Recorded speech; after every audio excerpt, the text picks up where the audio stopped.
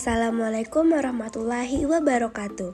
Halo teman-teman, kembali lagi dengan aku Auren Priwaci dengan NIM 24022078. Di video kali ini aku akan membahas tentang etika penulisan karya ilmiah.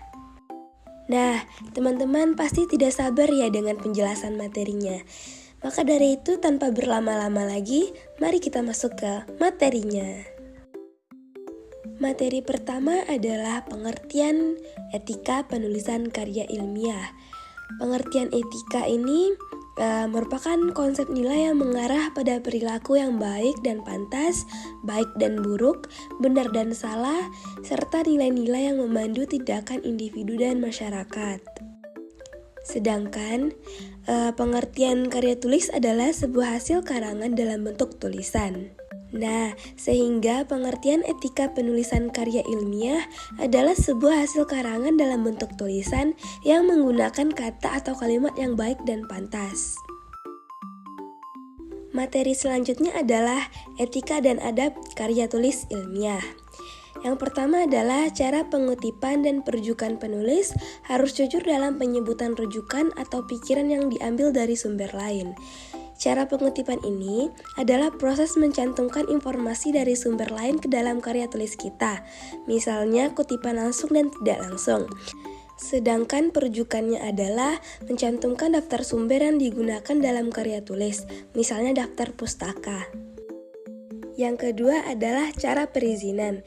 Misalnya, sebelum menggunakan materi yang dilindungi hak cipta, penulis wajib mendapatkan izin dari pemilik hak cipta untuk menjaga etika dan menghormati karya orang lain. Dan misalnya lagi, dalam penelitian yang melibatkan manusia atau hewan, penting untuk memperoleh persetujuan dari lembaga etika guna melindungi hak dan privasi subjek penelitian. Yang ketiga atau yang terakhir dari etika dan adab karya tulis ilmiah adalah cara penyebutan data. Penulis harus memastikan bahwa data yang disajikan dalam karya tulis ilmiah akurat dan berasal dari sumber yang terpercaya untuk menjaga integritas penelitian. Nah teman-teman, kita masuk ke materi yang ketiga, yaitu sikap yang benar dalam penulisan karya ilmiah. Ada 4 poin di sini. Yang pertama adalah jujur. Kejujuran merupakan landasan utama dalam penulisan karya ilmiah. Karena setiap penulis bertanggung jawab untuk menyajikan informasi yang akurat dan dapat dipercaya. Yang kedua adalah objektivitas. Objektivitas ini dalam penulisan karya ilmiah berarti menyajikan informasi dan analisis tanpa dipengaruhi oleh pendapat pribadi atau bias, sehingga hasil penelitian dapat diterima secara universal. Ketiga, pengutipan. Pengutipan yang tepat adalah aspek penting dalam karya ilmiah karena menunjukkan penghargaan terhadap pemikiran dan karya penulis lain serta membantu memperkuat argumen yang diajukan. Dan yang terakhir adalah ketelitian. Ketelitian dalam mengumpulkan dan menyajikan informasi sangat penting karena setiap detail yang tepat dapat mempengaruhi keakuratan data hasil penelitian. Nah, penulis juga harus secara rutin memeriksa ulang data, argumen, dan referensi untuk memastikan tidak ada kesalahan yang dapat merusak kredibilitas karya ilmiah. Selanjutnya kita masuk ke materi yang keempat, yaitu plagiarisme. Pengertian plagiarisme ini merupakan tindakan penyalahgunaan, pencurian atau perampasan, dan meniru sebuah ide, pikiran atau data serta menyatakan bahwa itu milik atau ciptaan sendiri. Nah, teman-teman tahu nggak kenapa plagiarisme itu dianggap tidak etis dalam penulisan karya ilmiah? Nah, ada 3 alasan nih. Yang pertama, pengambilan ide. Yang kedua, merusak reputasi si penulis. Dan ketiga, merusak kepercayaan masyarakat. Wah, sangat berbahaya dan berdampak ya. Berikut merupakan ciri-ciri plagiarisme. Yang pertama, penggunaan tanda kutip pada kalimat yang sudah dikutip. Yang kedua, melakukan parafrase namun masih sama dengan sumbernya.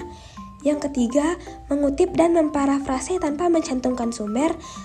Dan yang keempat, hanya menerjemahkan bahasa asing ke bahasa Indonesia. Nah, kalau tadi ciri-ciri dari plagiarisme, sekarang adalah cara mencegah plagiarisme. Yang pertama, mencantumkan sumber dari kalimat yang dikutip. Kedua, melakukan parafrase atau mengambil intisari dari kalimat tersebut. Ketiga, membiasakan menggunakan citation atau rujukan. Keempat, mencantumkan sumber yang dimaksud adalah menulis.